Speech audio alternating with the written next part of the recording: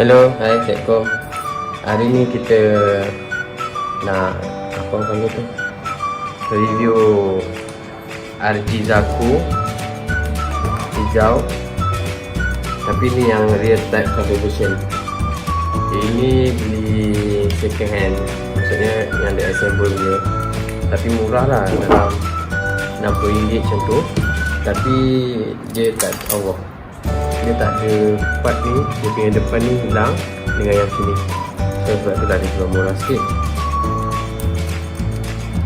So yang ni sama je dengan Zaku yang standard release punya, cuma beza dia warna dengan stiker lah. Warna dengan stiker dia beza. So hari ni kita akan tengok dia punya perbezaan dia dari dengan yang apa tu standard release nya tadi. Okay, yang ni yang real type nya dan yang ini yang standard RG nya, standard Zaku hijau lah.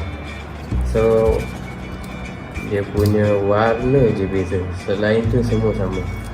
Weapon dia pun sama juga, dan weapon ni beza sikit lah, macam metallic sikit. Benda ni yang untuk real type ni. Lepas tu dia bagi stiker spesifik untuk real type color version ni. Stiker yang RG Zaku pun mesti dapat juga, tapi kita akan pakai stiker ni lah.